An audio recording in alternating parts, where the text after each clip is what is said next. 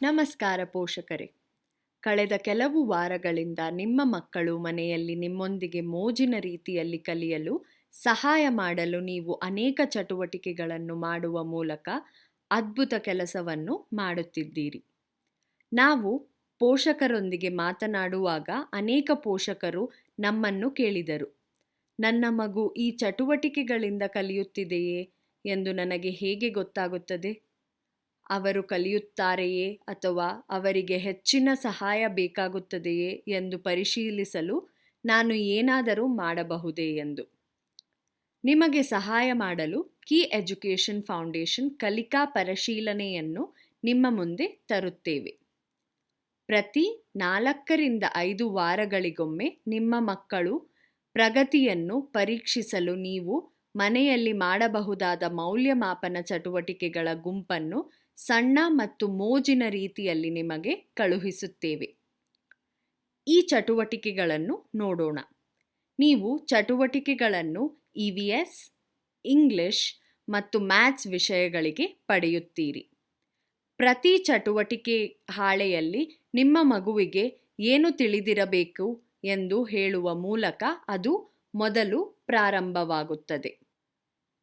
ಉದಾಹರಣೆಗೆ, ನಿಮ್ಮ ಮಗುವಿಗೆ ದೇಹದ ಭಾಗಗಳು ಮತ್ತು 5 ಇಂದ್ರಿಯಗಳು ಹೆಸರಿಸಬಹುದೇ ಮತ್ತು ನಿಮ್ಮ ಮಗು ಕುಟುಂಬ ಸದಸ್ಯರನ್ನು ಗುರುತಿಸಬಹುದೇ ಎಂದು, ಮತ್ತು ಶಾಲೆಯಲ್ಲಿ ಕಂಡುಬರುವ ಕೆಲವು ಸಾಮಾನ್ಯ ವಸ್ತುಗಳನ್ನು ನಿಮ್ಮ ಮಗುವಿಗೆ ಗುರುತಿಸಲು ಸಾಧ್ಯವಾಗುತ್ತದೆಯೇ ಎಂದು ನೀವು ತಿಳಿದುಕೊಳ್ಳಬೇಕು. ಈಗ ಇದನ್ನು ಹೇಗೆ ಪರಿಶೀಲಿಸುವುದು?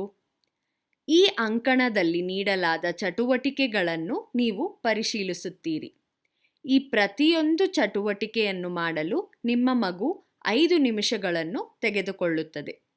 ನಿಮ್ಮ ಮಗುವಿಗೆ ಚಟುವಟಿಕೆಯನ್ನು ಉಲ್ಲೇಖಿಸಿ ಮತ್ತು ಅದನ್ನು ಮಾಡಲು ಅವರಿಗೆ ಸ್ವಲ್ಪ ಸಮಯ ನೀಡಿ.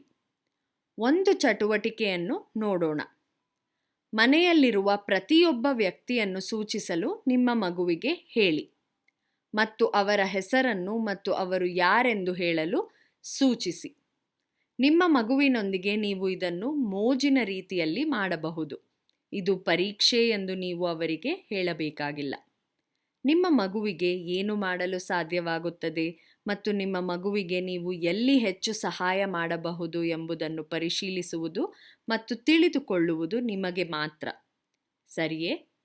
ಆದ್ದರಿಂದ ನಿಮ್ಮ ಮಗು ಒಮ್ಮೆ ಚಟುವಟಿಕೆಯನ್ನು ಮಾಡಿದ ನಂತರ ಮಗು ನಿಮ್ಮ ಮಾತುಗಳನ್ನು ಕೇಳಬೇಕು ಮತ್ತು ಸರಿಯಾದ ಪ್ರತಿಕ್ರಿಯೆಯನ್ನು ಗುರುತಿಸಬೇಕು. ಉದಾಹರಣೆಗೆ, ನಿಮ್ಮ ಮಗುವಿಗೆ ಕುಟುಂಬದ ಎಲ್ಲ ಸದಸ್ಯರನ್ನು ಗುರುತಿಸಬಹುದು ಮತ್ತು ಹೆಸರಿಸಬಹುದು ಎಂದರೆ ಇದನ್ನು ಮಾರ್ಕ್ ಮಾಡಿ. ಅಥವಾ ಕೆಲವು ಕುಟುಂಬ ಸದಸ್ಯರನ್ನು ಗುರುತಿಸಬಹುದು ಮತ್ತು ಹೆಸರಿಸಬಹುದು ಎಂದರೆ ಇದನ್ನು ಮಾರ್ಕ್ ಮಾಡಿ. ಅಥವಾ ನಿಮ್ಮ ಮಗುವಿಗೆ ಕುಟುಂಬದ ಯಾವುದೇ ಸದಸ್ಯರನ್ನು ಗುರುತಿಸಲು ಮತ್ತು ಹೆಸರಿಸಲು ಸಾಧ್ಯವಾಗುತ್ತಿಲ್ಲ ಅಂದರೆ ಇದನ್ನು ಮಾರ್ಕ್ ಮಾಡಿ. ನಿಮ್ಮ ಮಗು ಚಟುವಟಿಕೆಯನ್ನು ಮಾಡಲು ಬಯಸದಿದ್ದರೆ ಅಥವಾ ಉತ್ತರವನ್ನು ಸರಿಯಾಗಿ ನೀಡದಿದ್ದರೆ ಚಿಂತಿಸಬೇಡಿ. ನಿಮ್ಮ ಮಗುವಿಗೆ ಸಹಾಯ ಮಾಡಲು ನೀವು ಯಾವಾಗಲೂ ಹೆಚ್ಚಿನ ವಿಚಾರಗಳ ಬಗ್ಗೆ ಶಿಕ್ಷಕರೊಂದಿಗೆ ಮಾತನಾಡಬಹುದು ಮತ್ತು ಕಲಿಕೆಯನ್ನು ಸುಲಭಗೊಳಿಸಲು ನಾವು ನಿಮಗೆ ಹೆಚ್ಚಿನ ಚಟುವಟಿಕೆಗಳನ್ನು ಸಹ ನೀಡುತ್ತೇವೆ. ಮುಂದಿನ ದಿನಗಳಲ್ಲಿ ನಿಮ್ಮ ಮಗು ಇದನ್ನು ನಂತರ ಕಲಿಯಬಹುದು.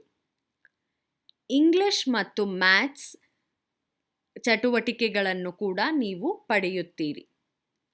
ಇದನ್ನು ನಿಮ್ಮ ಮಗುವಿಗೆ ಒತ್ತಡರಹಿತ, ವಿನೋದ ಮತ್ತು ಸುಲಭವಾದ ಅನುಭವವನ್ನಾಗಿ ಮಾಡಲು ಖಚಿತಪಡಿಸಿಕೊಳ್ಳಿ ಮತ್ತು ನಿಮ್ಮ ಮಗುವನ್ನು ನೀವು ಯಾವಾಗಲೂ ಪ್ರಶಂಸಿಸಬೇಕಾಗಿರುವುದನ್ನು ಮರೆಯಬೇಡಿ.